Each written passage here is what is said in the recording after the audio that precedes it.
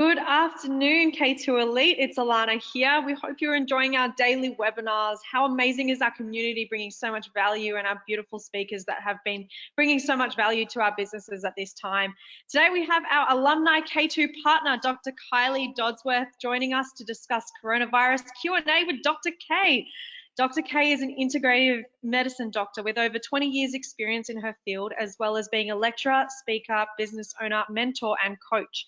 So in this webinar, Dr. K will cover what is coronavirus and what it does to us, what we can do to prevent it, and how do we manage our response to it, as well as health tips to stay well and manage our stress. This is going to be a Q&A webinar, so please ask questions at any time throughout this webinar. We'll be running questions through the webinar and also at the end. So please post any sort of question that you have around this topic. And as always, this webinar is being recorded and will be posted in the members area in Kajabi. So over to you, Dr. K. Awesome. Thanks, Alana. Hi, everybody. It's lovely to be back in the K2 space. And thank you to Kerwin for the invitation to be a part of this. And I always love being able to help share information with people, particularly when it's around things that are a bit complex, but sometimes hard to understand. Because as we know, if we don't understand things, we have more fear. If we understand them, we can feel more in control. And if without fear, we can make better decisions, and we can use our intelligence and move forward in a more positive way. So I'm hoping to dispel any fear and myths, but also to give you good information so that you know how you can look after yourselves in this current crisis that we're in. So yes, please ask questions if you need to as we go through. I'll pause and ask if there are any, but let Alana know if you need to ask any questions. Awesome, so let's get started. I'll just share my screen with you. So what we're going to do is just work our way through this process. So let's make a start. So why is my page down not working? That's annoying. Oh, here we go. No, we don't. Sorry, everybody. I just don't quite sure. Oh, there we go. It's taking its time. So as Alana said, what we're going to cover is all about the coronavirus, what it is, what it does to us, what we can do to sort of protect ourselves and or manage the illness if we actually get coronavirus infection. A little bit about, where did it come from? Why is it suddenly on the radar for us? How do we manage that response? And what can we do, in the process of what's going on at the moment to stay as well as we can? So as Alana said, I am an integrative doctor, which in the US is called functional medicine. I've had 20 years of experience. I own my own health centre here in Adelaide, the Centre for Health and Wellbeing. And I also do lecturing, keynote speaking. I own the business. I mentor other doctors. I do business coaching. And soon, it was meant to be July, but maybe later this year, we're going to start doing some filming for a TV show as well. So I'm really excited about that. So I always call integrative medicine the best of both worlds, because what we do is we use medicine as necessary, but we're really focusing on all the details of the body as to why things are out of balance and what can we do to correct those imbalances. Through using natural approaches, because that's usually what's out of balance. We don't always need medications. We often just need rebalancing and understanding that. So the physical detail of all of the processes, so biochemistry, brain chemistry, those sorts of things. And then overlying all of that is that mind and body approach as well, meaning that what we're thinking and what we're feeling has a massive impact on our body. So it's the context of why you, why now, and why this particular illness or problem. So it's fascinating work and really effective work. So just a little disclaimer, obviously I'm a doctor. This particular webinar is about education for people. It's not about specific treatments, because I can't be providing medical treatment or advice to individuals in a social media setting. So just take that on board and we'll move on to the rest of the presentation. So interestingly, coronavirus is actually not a living organism. People often feel like it's a living thing. Bacteria are living things, but viruses are not. So this is not a living thing. It's a protein molecule covered by a protective layer of fat. I'll just use my little arrow here. So that sort of light grey around the outside here, that's the fatty layer that is the outside coating of this little particle.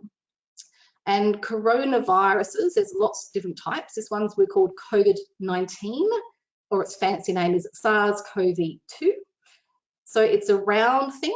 It's got little spiky proteins, which are called a corona or crown. And that's why it's called a coronavirus, because it has this particular appearance. And these little protein structures, they help it to dock or land on cells and attach to the cells. So once they attach to a cell, the virus can enter into those cells. So the virus particles are in the air or on surfaces. They get into the body through our eyes or nose or mouth. Once it's inside the body, it looks for little cells that it can dock onto with these little protein receptors and then get into the cell. So I'll just sort of go through that in a bit more detail, because again, understanding can sort of demystify and also give us a bit more sense of empowerment. Sorry to interrupt you. Have you shared your screen? Yes, I have. Presentation? Yes, I have. We've just got a few people saying that they can't see, they can only see you at the moment. Okay, right, everyone can see the screen. Thank you. That's all good again? All right, thanks, Alana, cheers. So this just shows here the little viral particle and its little pink receptor docking site, finding somewhere on a cell to actually lodge itself. So that's a little binding site. So they bind onto these little things on our cells, and from there they get entry. It's like a doorway where the cell then lets it inside. And once it's inside, if you see this sort of green squiggly stuff, that's what's called RNA. That gets released from inside the particle to the inside of the cell. From there, I don't know why my little page down's not working, but it's very annoying. Are you able to, sorry, Alana. Oh, there we go. Okay. So still showing the screen. Okay, so the infected cell, so once this little green stuff's inside the cell, the body then starts to actually make little copies of it. And that's really clever, because it actually helps to keep the immune system away from attacking that cell. But once we've made lots of those little copies, then they actually get incorporated back into a little particle. And then that gets to be released back into the body and can go on and infect another cell. So we are then getting more and more little particles going on. Okay, so that shows here those little particles getting back to the outside of the cell and being released. So once they're made in the cell and they're released, we get this replication or duplication going on. So we get more and more and more viral particles in the body, and that's where we start to have problems. So it's interesting that this particular one, COVID-19 or SARS-CoV-2, is similar to the SARS-CoV-1, which caused that SARS infection back in 2003. So it's a sort of a very closely related virus to that. And this particular one binds to the actual receptors in the body are called ACE2 receptors. Now they're found in the body, but they're particularly concentrated in the lungs and in the small intestine. So in this case, the coronavirus or COVID-19 is actually really impacting on people's lungs, which is why they're having those respiratory problems and needing to be on the ventilators in intensive care.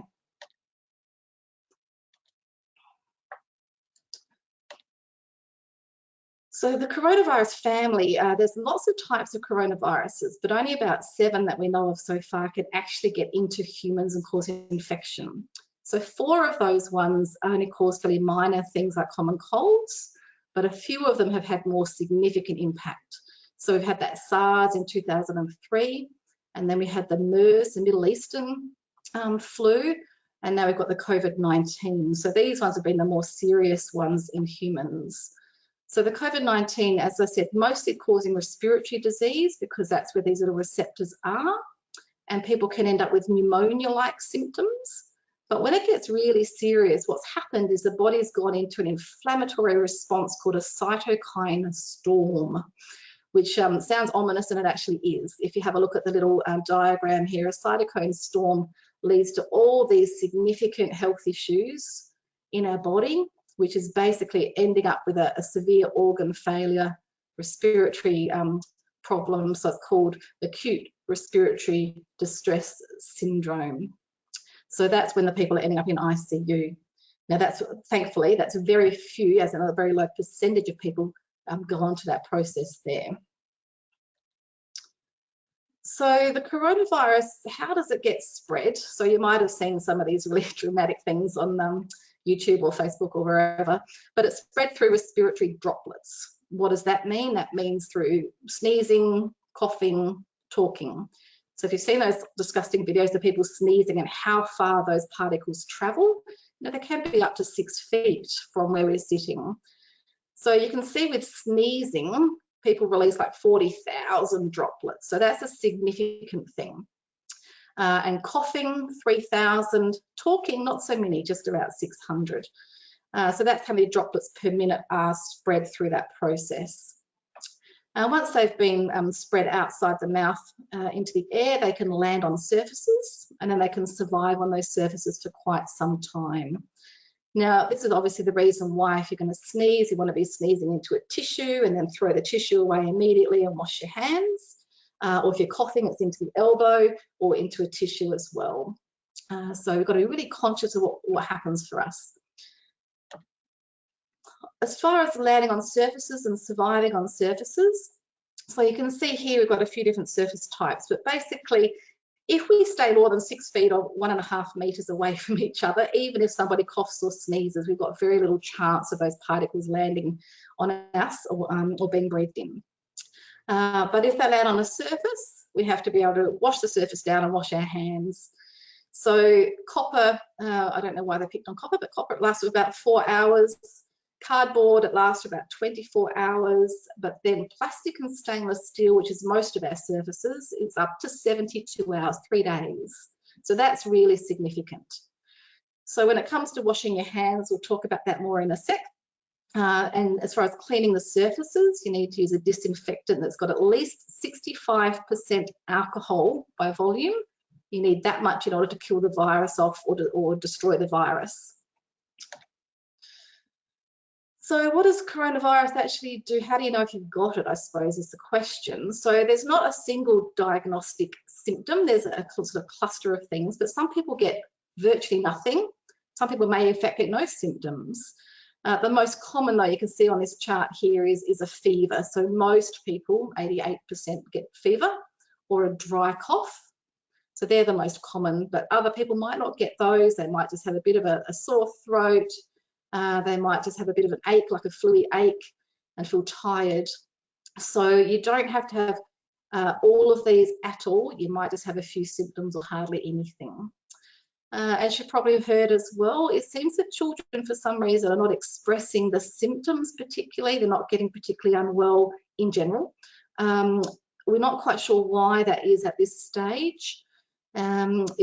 It's yet to be really discovered, but at the moment, children can show no symptoms, mild symptoms, but of course, anything can happen, and there certainly have been some tragic cases of very young children being very unwell, and one child has actually died. So it's not that it can't happen, it's just the numbers and percentages are tiny. So children do seem to be somewhat protected. What we also know is that if people have other underlying issues, health issues, they're the ones that are a bit more susceptible or at risk of having a more significant illness. So you can see over here that the other illnesses that can make an impact on condition or how we express this virus is cardiovascular disease, diabetes, chronic lung disease, that's like emphysema or maybe cystic fibrosis, chronic scarring, severe asthma, severe bronchitis, those sorts of things, high blood pressure, underlying, of course, significant issues like cancers. So there's a range of conditions that just make it more likely that we might have a more severe illness or potentially even succumb to the virus. So we're obviously doing a lot of testing. In Australia, we're doing a lot of testing. The testing's done through a little swab that's put into the back of the throat and also up to the nose, sort of back of the nose as well. So that swab is testing for the actual virus. They're detecting the DNA, the genome, if you like, the fingerprint of that virus. So it's very specific and very sensitive at picking up the virus. But if people have the testing done too early, so potentially if they were exposed 24 hours before, they may not be having much virus being reproduced in their body, and they may come back with a false negative, meaning the test shows no sign of the virus, but it is actually incubating. So we only want to be testing people who have actually developed some symptoms. Otherwise, we end up using a lot of tests, and we get some people who are clear, but other people who show a clear result, but they're not actually clear. So that's why the doctors are rationalising who gets the testing and what circumstances. So interestingly, as I said, the virus is not a living organism, it's a little protein molecule. So we don't actually kill it, but we can destroy it. And if we do nothing and it's on a surface, it will eventually degrade or decay on its own. So the disintegration time or decay of this little particle is dependent on a few things. So the temperature, the humidity, and what sort of material it's lying on or sitting on, so plastic or cardboard or whatever. It's also quite fragile. And the only thing that's protecting it is that little layer of fat on its surface. Now that's great news for us because any soap or detergent actually cuts through fat, just like when you're washing your dishes. And so washing our hands using foaming soap is what we want to be doing. So it dissolves that fat layer of the virus and then it disperses and breaks down. So you do have to wash your hands very thoroughly though. So they're saying for at least 20 seconds. So that's singing happy birthday. I say sing it twice. Interestingly, if we want to have a more effective outcome, you want to use hot water. So you want to have water that's 25 degrees or higher, or 77 degrees Fahrenheit. And you want to use that for washing your hands and your clothes. So no cold washing for this, it's hot wash and anything else that you want to wash. And the hot water also increases the foaming and the fat breakdown. So pure alcohol or 65% alcohol mix will also dissolve the fat, and so will some bleach as well. Now, I just want to show this little video. Thanks, Kerwin. He posted this the other day and it was fabulous. It's about how to wash your hands and doing this properly. So I'm just going to get out of the talk and go into that video. So just give me a sec to get that set up. Full screen. Okay, so that's just washing the front of the hands. So then you have to wash in between your fingers, front and back of the fingers, but you'll see that we don't even then cover everything. So then the tips of the fingers aren't quite covered. So then you've got to put them into your palm and give them a good scrub as well. You want to make sure the thumbs are done. They always get done separately to the fingers. And then you have to just make sure that right in the creases of the palm are done, and then you finish off around the wrists. So it's pretty fascinating, isn't it? I think that's an awesome demonstration of how thorough we have to be to truly clean our hands. So I'll just get out of there and back into the talk. Okay, so I'll just make that big again. Awesome. So be really careful about how cleverly you're washing your hands, how thoroughly.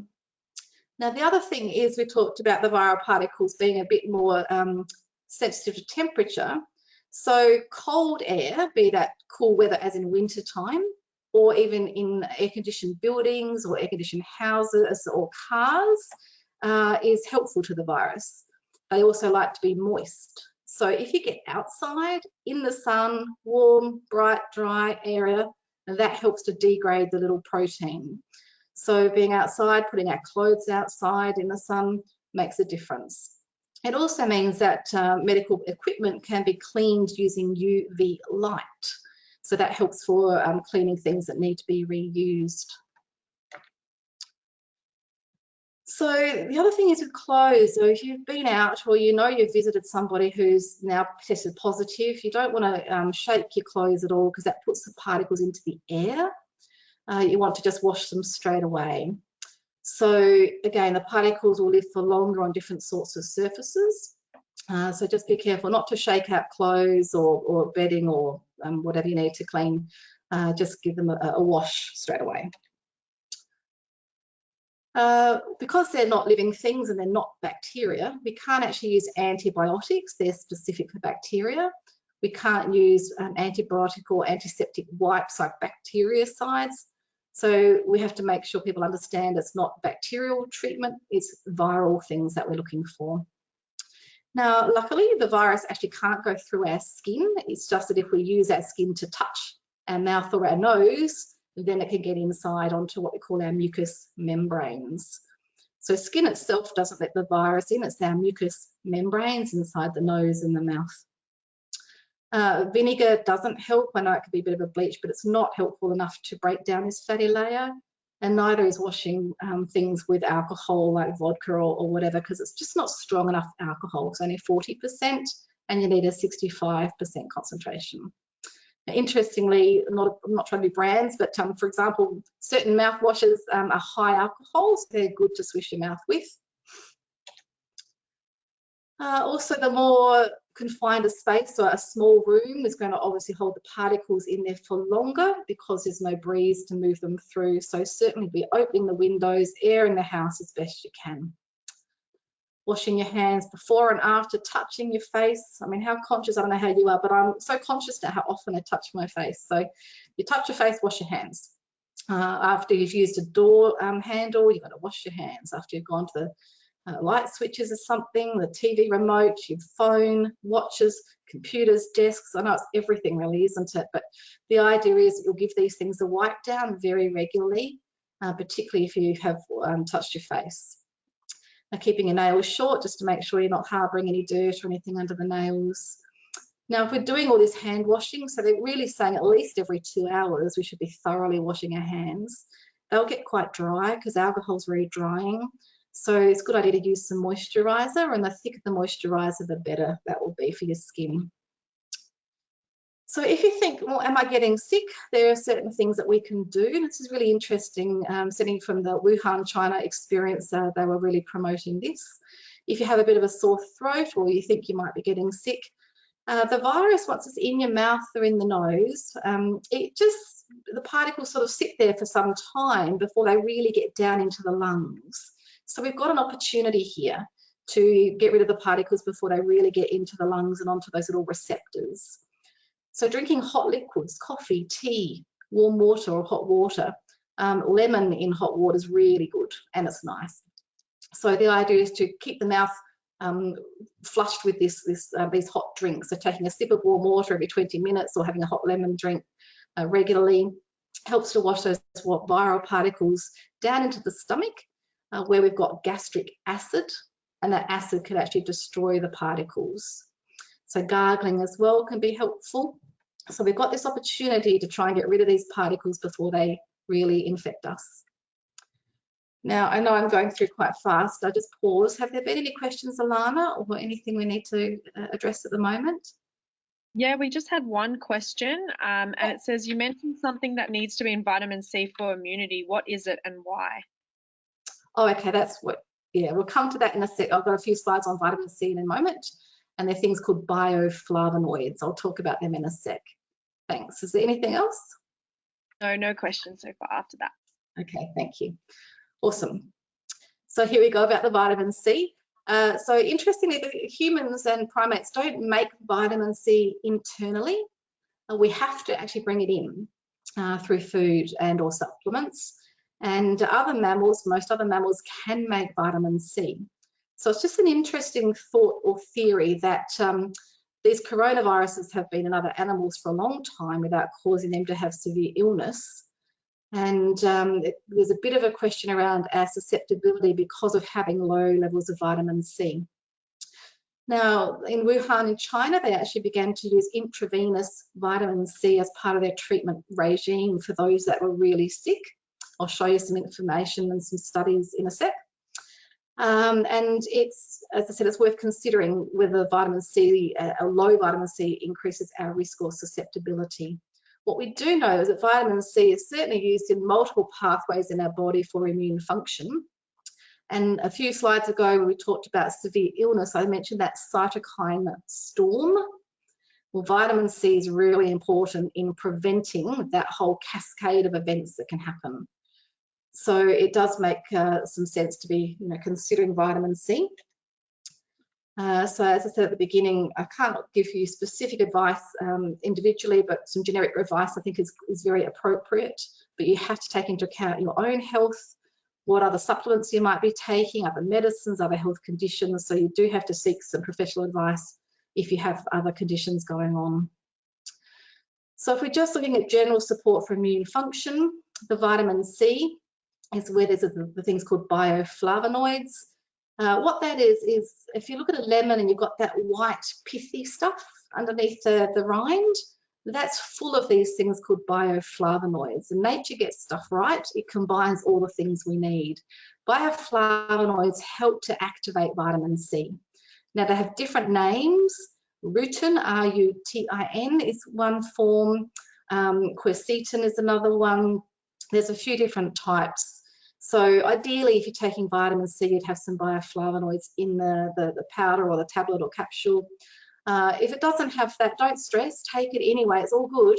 But if you get yourself some lemons and you put a slice of lemon in your hot water, all that rind in the hot water is also, or the white pulp is releasing those bioflavonoids into the water.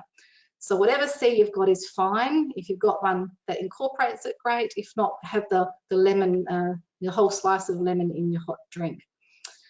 So we're aiming for about 2,000 milligrams of vitamin C a day. 1,000 will do the job to some degree as well, but ideally 2,000.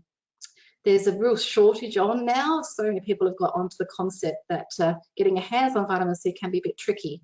So if you have some, but you have to make it last, then 1,000's okay, don't stress. We just want to have regular everyday exposure because we don't store vitamin C and we don't make it. We need very regular access to it. Now, interestingly, when we become unwell, our body can tolerate a lot more. If we have too much vitamin C and we're well, we often get diarrhea or loose bowels. But when we're very unwell, we seem to tolerate a whole lot more. It absorbs and gets utilized. So if you start to feel quite unwell, you can increase your dose significantly. But space it out through the day, not all at once. Okay, so you can take 2,000 milligrams up to 4 times a day. If you have loose bowels, then pull it back a little bit. Now, zinc, also really important. I've got some slides in a sec about zinc and what it does for us. When we're well, 25 milligrams to 50 milligrams a day is fine. But if we're unwell, we want to increase that quite a bit. So at least double, not at least, but just say double. Vitamin D, also involved in multiple pathways in our body, including immune function. One of the most common deficiencies, as is zinc. And so having some vitamin C, 2,000 international units, that's usually 2 capsules. The standard capsules have 1,000. So just check. So 2,000 is okay. Now, some people do need more. If you're on more and you know your levels are fine, that's okay. Eating lots of brightly coloured fruit and vegetables just makes so much sense. Okay, they're full of what we call antioxidants, which include your C and other antioxidants, so they're very protective as well. Now, this little slide just shows that when the intravenous, IV is intravenous vitamin C, was used for that acute respiratory distress syndrome, so the people in ICU on ventilators, all these little orange stars in amongst this picture, these show all the different places that vitamin C has a role in moderating immune function. So it's got multiple pathways. It's not just a single thing. There are references on these slides. If people are really interested and you want to, you can go and look and read a bit more about it all. This is what they found when they were giving vitamin C. They only gave it over 4 days. And the amount they gave was not a huge amount. It's about 1 milligram per hour, so about 24, 25 milligrams over a day. But it was given on a consistent drip, so always in circulation.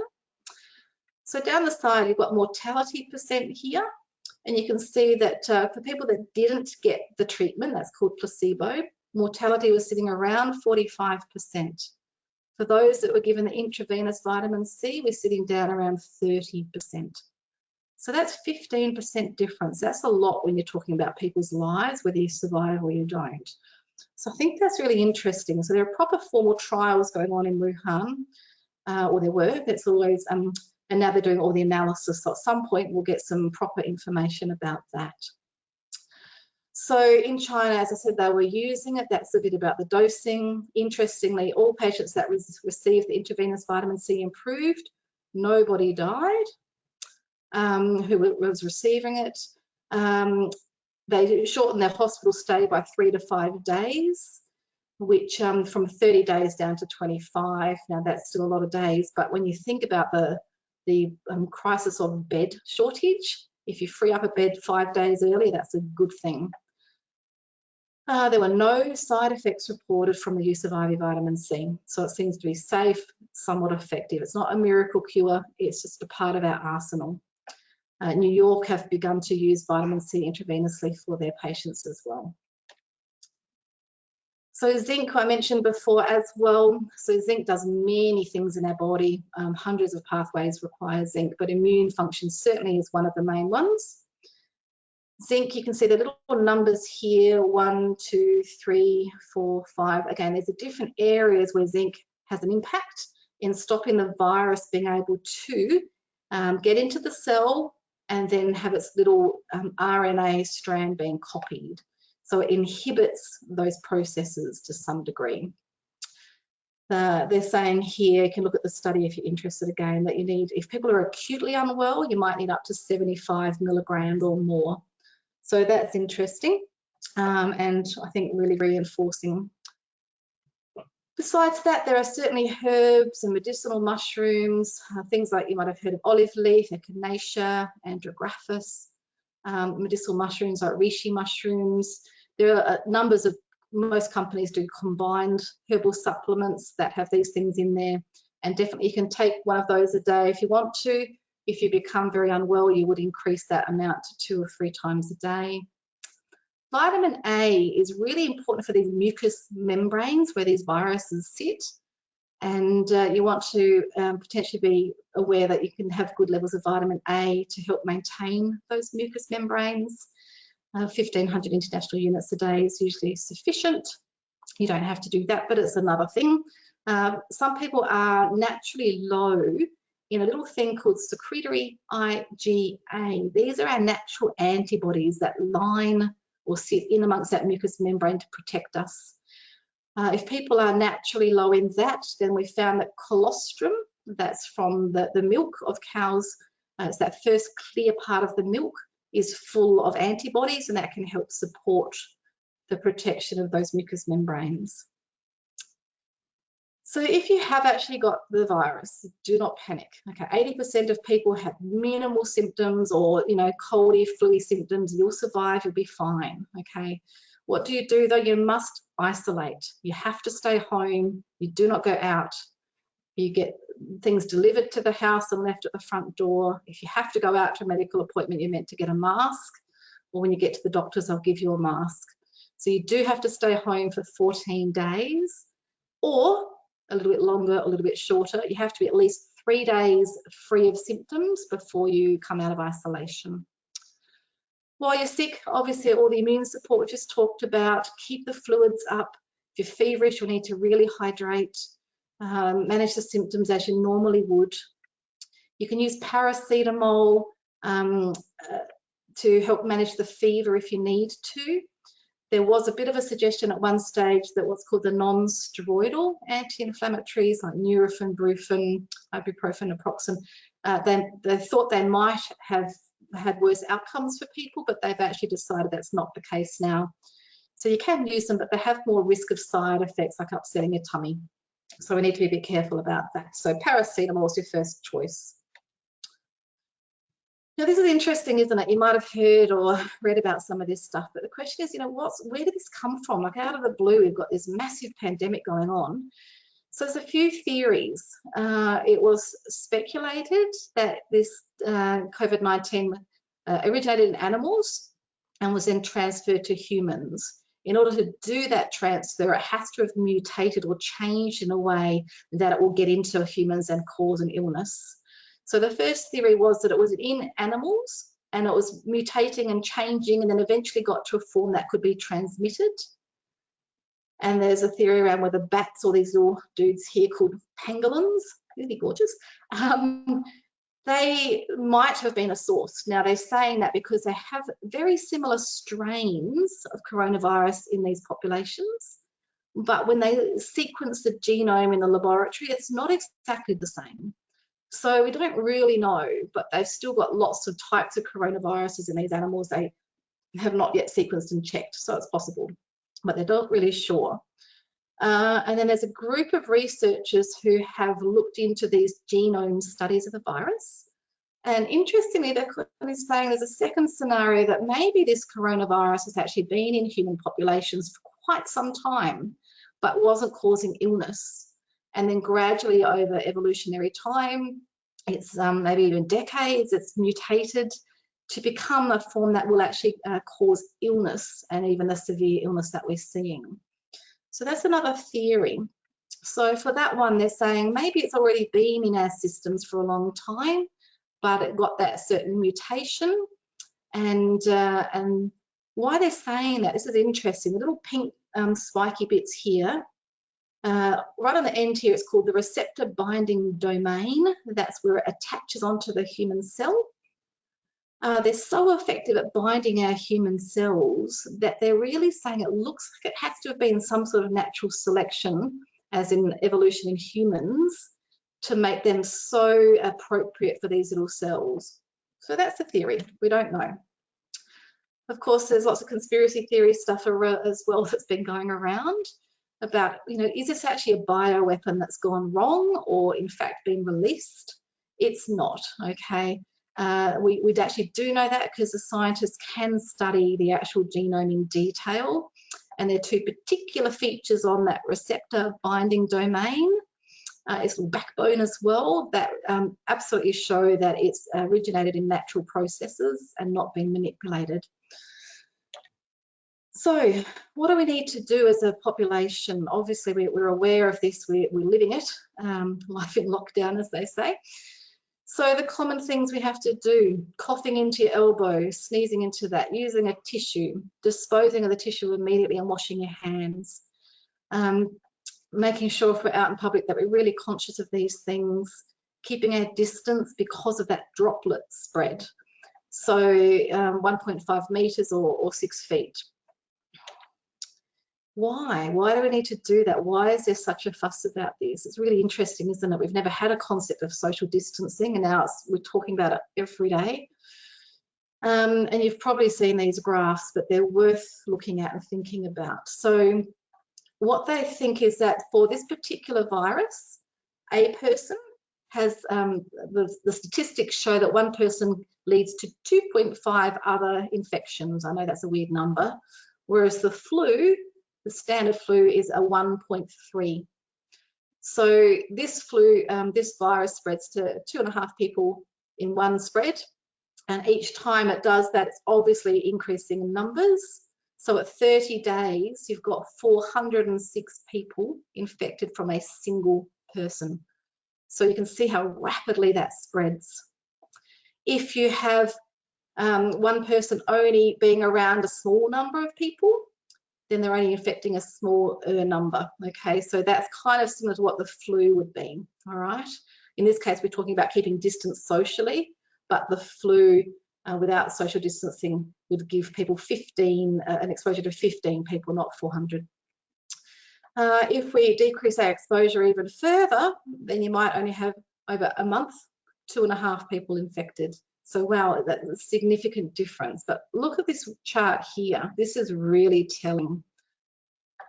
If you have only 70% of our population adhering to social distancing and to isolating at home, only doing essential outings, you don't affect that curve much at all. They're escalating cases on and on. So 50 to 100 days. So over 3 months, we've got 6,000 people being in, well, a bit more than that, but 6,000 people infected, versus if you have 80% of the population following the guidelines of social distancing and isolation. If you have 90%, that's that yellow curve there. So you can see it's crucial, the difference between 70 and 80%. So we all have to do our bit.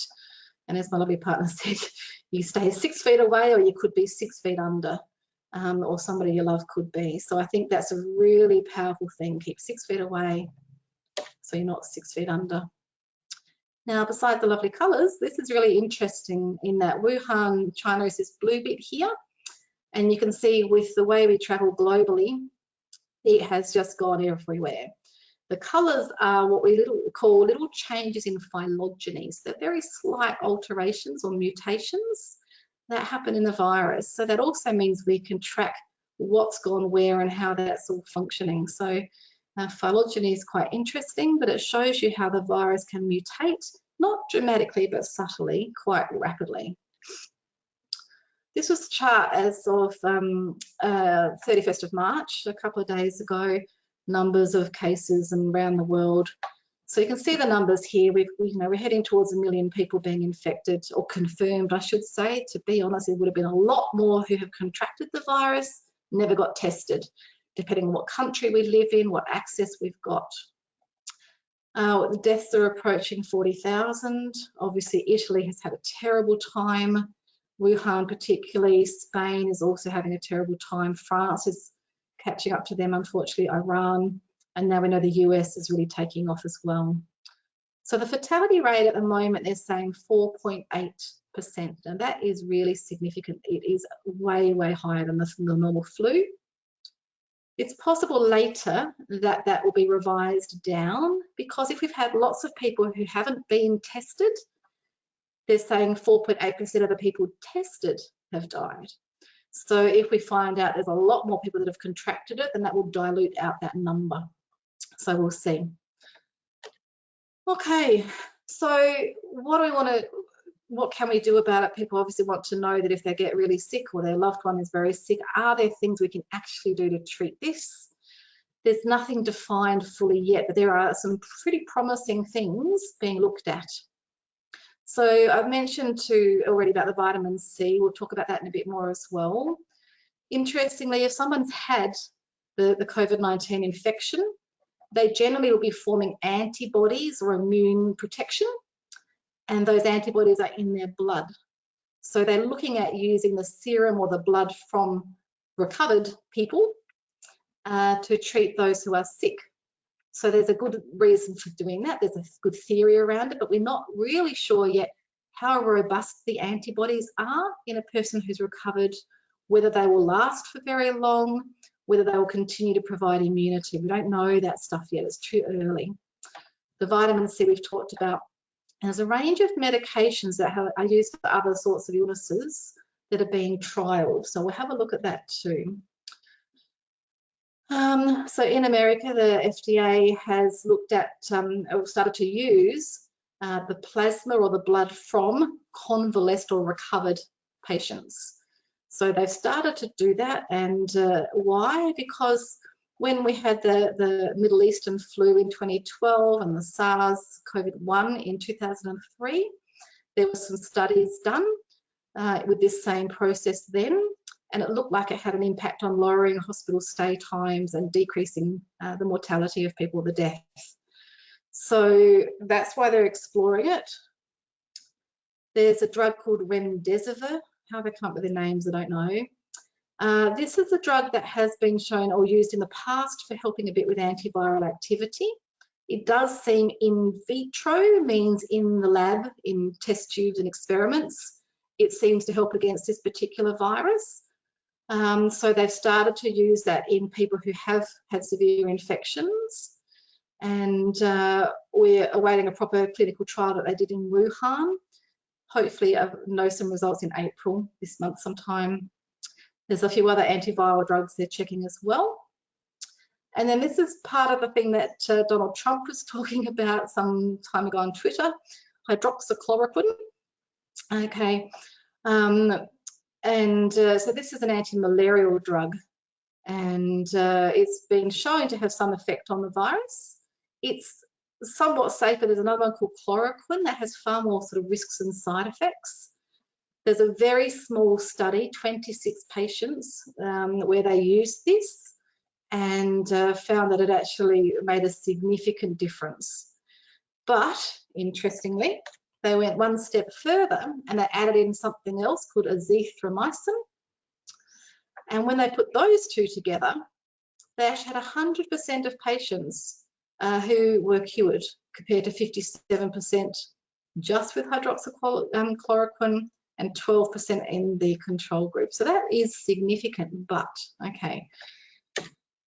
Only 26 patients, that's not a clinical trial at all. That may or may not be a true result. When you start using that in thousands of people, it often dilutes that outcome. So we can't get super excited, but it did look very promising. So the black line is not being treated.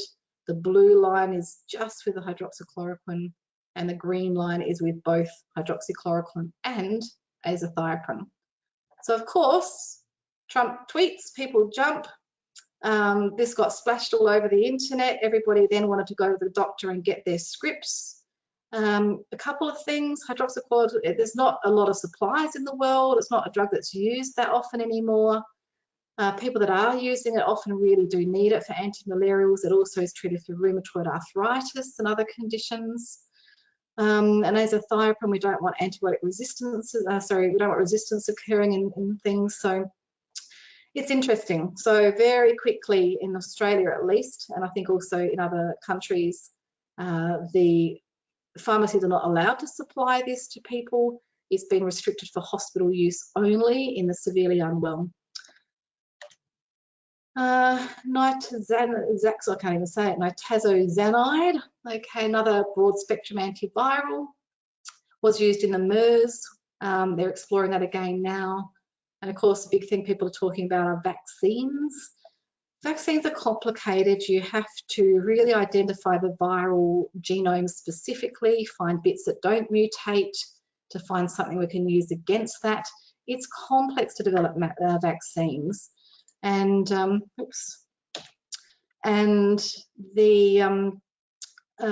saying probably a good 18 months. They're looking at a process that might be a bit quicker, but that's never been used before, and certainly not in a widely used vaccine. So it's very experimental, and some vaccine side effects or issues longer term could be, very serious. So it's a watch this space. We'll see. So that's all the heavy stuff. Now into a bit more of the lighter stuff to some degree, as in, we're in lockdown. We've got lots of new things happening around us. A lot of people are highly stressed. Certainly people are losing jobs in their businesses. There's a lot of social, or not social, economic support being offered, but that's complex. So there's a lot of stress going on. And what I do like about this is it's a great opportunity to reconsider how we do things, and also to stop being quite so isolated little silos where we just drive home to our own house, do our own thing. So this is an invitation for people, if you haven't thought about it or haven't done it, to really look at, who is in your neighbourhood, who's immediately around you. How can you love and support each other through this time when we're in this lockdown? So this is just a little example of a note you might want to use where you just form a little group. It can be on Facebook, it could be on WhatsApp, it could be email, it could be on your phones, just so your local community connect. And if somebody needs some help, if there's an older person or someone's really sick or someone needs someone to help with their kids, obviously keeping social isolation and distancing, but these are, times to look out for each other. So the rise of kindness and the rise of community are really things I think we can focus on. While we're in lockdown, it's really interesting. There are proper studies that happen on what makes us happy and what keeps us well. And I really love this particular one, 10 keys to being happy. There are outer activities, great things, and inner activities, the dream things. So when you look at these, giving, so doing things for others. So in your house in lockdown, you can be doing things for each other.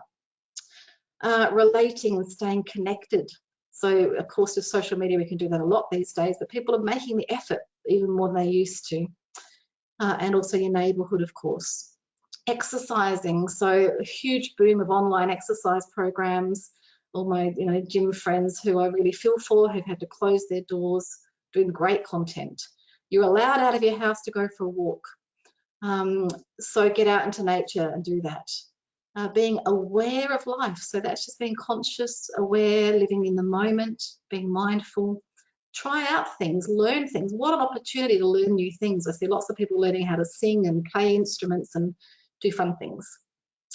And then the inner ones, so direction, this is a great time for reflection and goal setting. We'll get out the other side of this and be raring to go. It's about finding resilience. What do you need to do to bounce back? It's looking at the good emotions of that are the heightened ones we can choose to have, gratitude and joy. Look for what is good rather than focusing on what is not so good. Really being accepting of ourselves, being accepting of each other.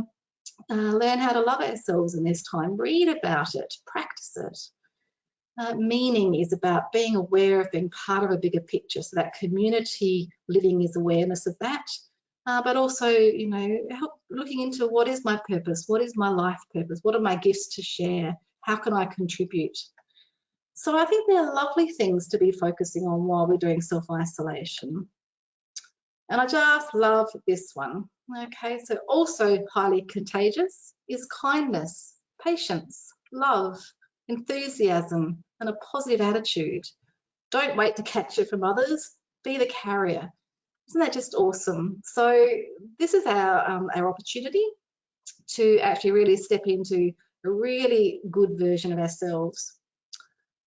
So that's all the detail, that's all the heavy stuff. So I'm very happy to answer any questions if people have any questions. And obviously you can connect with me on social media. I've got other little videos about things on my Facebook page. So please, connect any way you want to. And yeah, I'm sending you all a lot of love and just encouraging you. There's opportunities in amongst all of this, and let's just really make the most of what we can and love each other and be kind. Awesome. So thanks everyone. Alana, how are we going with questions there? Yeah, we have quite a few questions, which is awesome, but thank you so much, Dr. Kay. One of our questions, won't we be exposed at some point? How will they decide when we can get back to normality? Yeah, it's a good question, isn't it? So you probably heard that term flattening the curve. So that's what they're watching for, and you don't just want to flatten. Flatten means we sort of stop the significant spread, but we've still got big numbers. You then need the decline. Our issue in Australia is that we're heading into winter, and so the cooler weather, it's likely that the viral particles will be able to survive a bit longer. So we're not quite sure what's going to happen for us over the next few months, which is why they're sort of saying 6 months potentially. Whereas the Northern Hemisphere are coming out of winter into summer. So how we know there'll be just a decreasing number of spreads, and there'll be a containment, and we'll be through the cooler weather. So as far as a degree of lockdown or social isolation and distancing, that will be up to the government as we go forward. So I can't answer that question, but definitely flattening of the curve and then a diminishing of numbers, and we'll see. As far as will you be exposed at some stage, it would depend. So in Australia, obviously each state has their own numbers of cases.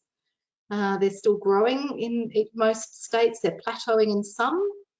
And for some, they're only, 30, in the hundreds or 30 or 40. So in those states, there's actually little chance of being exposed just right now. But in winter, if it starts to survive longer, what you have to do is keep an eye on the number of cases that are being reported. So there's little things you can follow, and the government's got that app now as well. If you start seeing the numbers going up, every day there's another 50, another 100, another 300, then there's 2,000. If you see that escalation happening, then it's kind of in the community and it's being spread person to person through community contact, rather than at the moment it's predominantly been through the cruise ships and international travel and those sorts of things.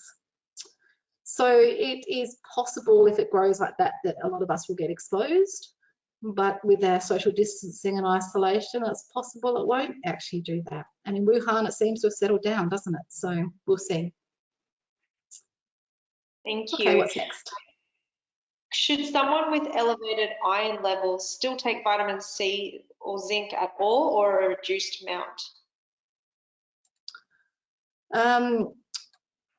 Elevated iron and C. So C helps us to absorb iron. So we do have to be careful of too much vitamin C if we've got high iron. So it's a good question, but it's about absorption of what you're eating with regards to that. So if you're not eating high iron foods, so you're avoiding red meat and I guess, you know, spinach and other veggies, it's not all that absorbable. But if you're having a low iron diet, then there's no reason to be avoiding the vitamin C. Or you have the vitamin C away from the foods that are high in iron. So sorry, there's another part to that question that I missed. It just said, or a reduced amount. Zinc, about the zinc. Zinc's fine, so zinc and iron is fine. Yep. Awesome. All right, next one. Is herd immunity real, and what does it mean? Yeah, so the term herd immunity is that when you get to a certain percentage of a population that's either had an illness and is naturally immune, or has been immunized or vaccinated against something with an effective vaccine, which means you don't get the illness. Once you get to a certain percentage, that particular illness can't transmit from one person to another very effectively, and so it just doesn't get transmitted and it dies out. So herd immunity is real, but it's a very high percentage. So it's up in the high 90s that we need in order for it to be truly effective. So we've got herd immunity to smallpox years ago, and that just died out. We got close with measles, but not so much anymore. But then sometimes viruses will mutate. So when we start to look at the and bacteria as well, so the pertussis, the whooping cough, we seem to get outbreaks again now. There's a theory that maybe the vaccine is not as effective because there's been a mutation and it's not so effective, but we don't have evidence yet. So yes, it's real, but it's a very high number. Okay, what's next? In a previous Facebook post, you did mention using selenium too. Selenium? Selenium. Not so much with antiviral or immune support. That's selenium is used for a few different things, but particularly around thyroid issues. So that's a separate topic. If people are underactive with their thyroid, sometimes they need selenium. Yeah, but that's not really part of what we're talking about here specifically. Yeah. Awesome. For adults over 70, is there anything other than isolation that they can do to protect themselves? And is it only 70 plus with low immune, or just anyone over 70? It's tricky, isn't it? That the advice is anybody over 70, because for the countries that have had significant outbreaks and significant numbers of deaths, it's been really that population, particularly the over 80s, but also over 70s. And certainly, sadly, in Italy, they've had quite a number of doctors who have died, and they were in their 60s. This is where it gets tricky, because they talk about those underlying illnesses. So, of course, that increases risk again. But if somebody is 70 and they're fit and well, then are they going to succumb? We don't really know. Unlikely, I think, particularly if they do some immune support, like we've been talking about. They would want to be careful also about making sure their clothes are washed in hot water, they're doing the hand washing, getting out in the sun, those sorts of things. So everything I've talked about today is still true. What I do say is that, when you look at populations around the world, what we do not know is, what have they been eating? Are they having a good, healthy diet? Are they low or deficient in vitamin C, zinc, vitamin D? Are they taking supplements? Like, none of that, we don't get any of that information in population studies, so we don't know. But what we can do from our perspective is look after our own patch, which means ourselves and our families, so we can support each other in that way. Awesome, thank you. Another question is, are things like Inner Health Plus useful? To a degree, probiotics, there's a lot of complexity, what we call the microbiome, which is the natural bacteria that live in our gut. They are our friends. We have to have them, and in the right balance. So probiotics are a tiny little population of that massive microbiome population. However, they do have some anti-inflammatory roles in the gut wall, and they do have a role on our mucous membranes depending on the type of family. So if you're going to do a probiotic, it might be worth opening up the capsule and then putting it in some water and swishing it all around your mouth and then swallowing it down. Can't really say there's a lot of evidence, well, there's some, but not perfect, or have a powdered form. So you might want to swish and swallow when it comes to that, and see how you go. So yeah, what's next? Awesome. If we cough in our elbow, aren't the droplets going to spread more compared to if we cough in our hand and wash it straight away? Yeah, look, I agree, yes, but I guess we're just trying to get everybody, which includes kids as well, to have a reflex to do that. And kids aren't necessarily going to think about the washing of the hands as much as we might. So yes, I think coughing or sneezing into a tissue and chucking that out and then washing our hands is the best. In your hands is fine. If it's in your elbow and then you're not washing your clothes for ages, then of course it's not great. But yeah, I think yes, use your head, be intelligent, do the best thing you can. Awesome. So we just have one more question, and that is, what is your view on wearing gloves to protect yourself? I've heard that they can carry more bacteria than your hands. It's not so much about whether they carry more bacteria, it's what you do with the glove, isn't it? So if you're wearing gloves, for example, if you went out and you were going to a public toilet and you put gloves on and then you took the gloves off and then you washed your hands, then that's good, that's fine. But if you've got your gloves on and you happen to rub your nose, scratch your face, cough or sneeze into your hands, like that's when you can transfer from any surface. So human skin, they might not survive as long as they do on plastic. So that's probably where that comment would come from. But you're not going to go around wearing gloves all the time. It would only be if you're going to be touching certain surfaces or cleaning or those sorts of things. So otherwise it's gloves off and wash your hands frequently. So you can use the hand sanitizing gel, really often, and then wash properly, like that little video with the black stuff on the gloves. Wash your hands thoroughly every couple of hours. Yep. Awesome. We don't have any more questions that have come up. So if anyone has any more questions that they would like, we're getting lots of love saying thank you so much, Dr. K, and you are fucking awesome. So thank you so much, Dr. K. But yeah, if anyone does have any questions, please pop them in the question box. Yeah, thanks so much, everybody. It's just a delight to be able to connect with you this way, and I look forward to seeing some of you down the track when we meet. So love and blessings to all of you. Thank you, Alana. Thank you, Kerwin, and the whole K team. Love, love, love. Thank you so much, Dr. K. We really appreciate the value that you've brought to us today, and thank you for answering everyone's questions. That was awesome. We had so many questions to answer, so that was amazing. Yeah. Just a reminder, and thank you to everyone who joined us today as well for taking the time out of your day to join us. Just a reminder that we'll be posting the recording of this webinar in Kajabi in the members area, and keep your eye out for a post this afternoon for tomorrow's webinar on Agile Teams. Hope you all have a great afternoon. Thanks, everyone. See ya. Bye.